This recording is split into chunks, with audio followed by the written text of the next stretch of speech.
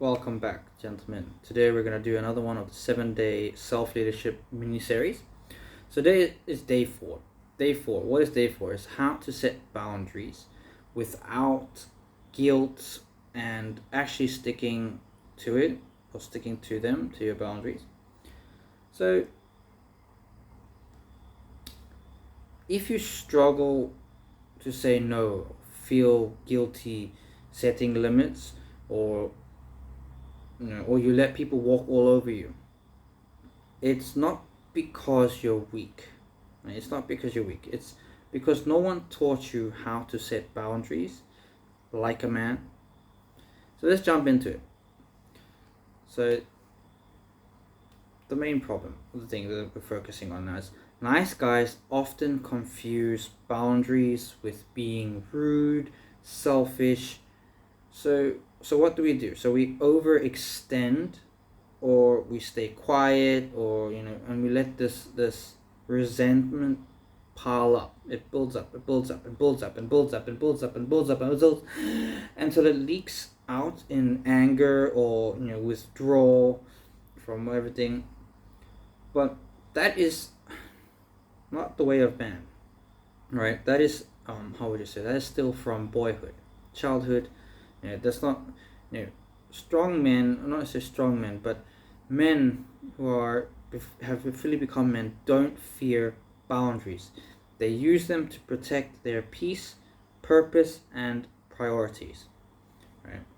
So let's see. So I have 3 pillars of having, or pillars of strong boundaries. 3 pillars of strong boundaries. Right. So boundaries. Let's go into the pillar number 1. Pillar number 1 is boundaries are about you, yourself, right? It's about. It's not about controlling others. Right? A boundary isn't about making someone change. It is about communicating what you will or won't allow in your life, right? What you will or won't allow in your life. It's about what you yourself, right? Pillar number 2 is clarity is kindness. So be clear, be direct. Don't justify or over explain, right? So an example of this is like, I'm not available to talk when I'm working. Let's catch up after 6 p.m. What? So there you are being direct, right? It's like, I'm not available now. In the story, I'm not over explaining that I'm doing this. I'm working, I'm not available right now. Please contact me after this period of time. You're being direct, right? And then pillar number 3 is hold the line without drama. Don't turn it into drama. Don't, if someone crosses your boundary, don't beg. Reassert it. Just, this is my boundary. Hey. Hi, sorry, this is a boundary for me. I don't accept it. And then follow through. If they still don't, calmly just say, okay, cool. It's not for me. Thank you. Right? I'm not going to stand here and take it.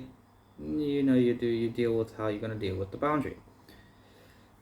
But you have to follow through. That is the main thing. You have to follow through. And you can do it calmly. You don't have to jump to massive screaming, shouting, anger to try to keep your boundary. That's not going to work. That's just going to undermine your boundary. Right.